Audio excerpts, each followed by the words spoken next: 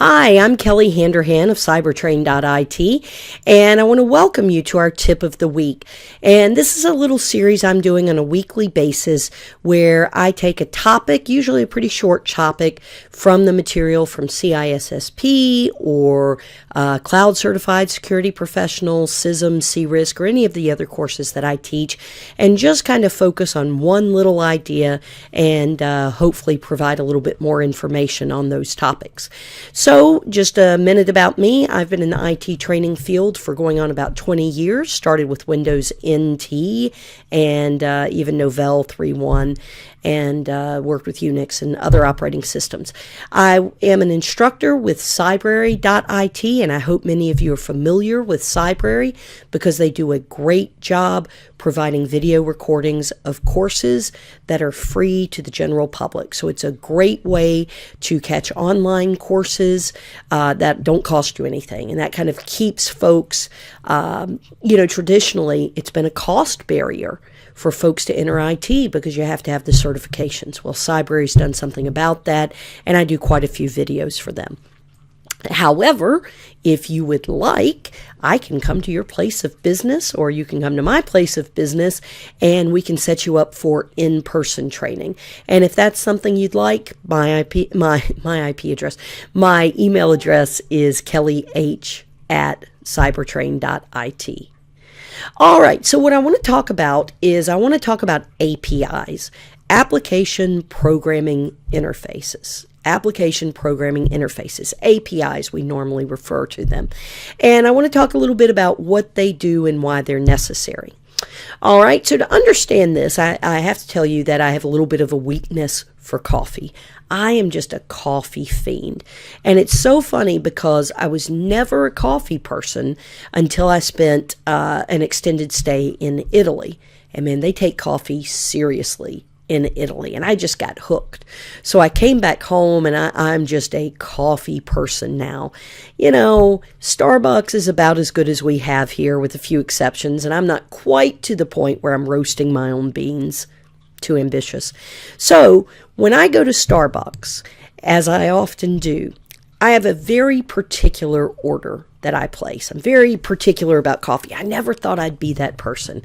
I really always thought I'd be that person that likes, I'll take a black cup of coffee. But oh no. What I have turned into is someone who wants a grande, breve, half-calf cappuccino with a single shot of sugar-free vanilla, mostly dry. That is just not normally who I am as a person, but there it is.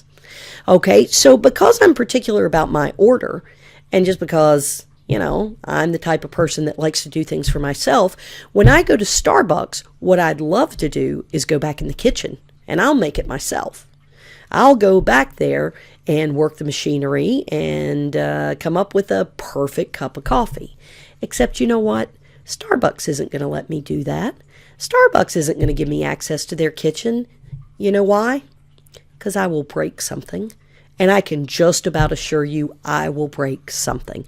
They have their own processes. They have their own ingredients. They have their own machines. I have no business. Why? Because I'm an untrusted entity. They don't know me, right? And Starbucks kitchen is their protected resource. That's their stuff. That's just like with an API, okay? It's just like with applications and trusted resources. So an application might need to access memory or the CPU or some other protected resources of a system, but that system isn't going to say, hey, untrusted application, come on in. That would never be allowed, right? So what do we need? We need an interface. We need something in the middle to make sure that that application has well-formed requests before they get passed along to the back end. Just like the barista, and I love that name, barista, just like a barista's job is to make sure that my requests are well formatted before they go back to the kitchen. Okay? So I show up at Starbucks. I'm greeted by the barista. I'm getting ready to place my order. Again, grande, breve, half-calf, cappuccino, single shot of sugar-free vanilla, mostly dry. Now, I can't offer or I can't ask for a large because Starbucks doesn't have a large. Has their own language, right? I have to ask for a grande.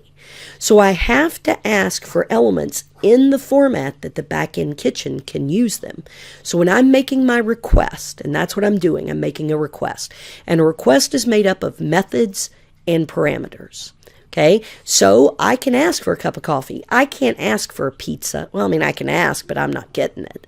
I don't call them up or show up at their store and say, can I hire somebody here to come paint my house? That's not what Starbucks does, and those requests are not allowed through. But if I format my request properly using the correct method, I'd like a cup of coffee, and here are the parameters. I'd like a grande, breve, half-calf cappuccino, single shot of sugar-free vanilla, mostly dry. And if those are within the parameters that the back-end kitchen can understand, the barista takes my order, forwards it along to the back. But if I make improper orders or something out of the parameters, the API, the barista, won't send that request to the kitchen. All right? Just like an application and precious resources. We can't allow untrusted application to access trusted resources. That's a foundational concept of security. Isolation. Keep your trusted resources away from untrusted entities. But sometimes untrusted entities need to access your trusted resources. Well, if that's the case, force them through an interface. An application programming interface ensures that requests from untrusted entities are formatted correctly and they follow the correct methods so that they can be passed along to the back-end application. All right, so I hope this little analogy, I hope this little example was helpful to you.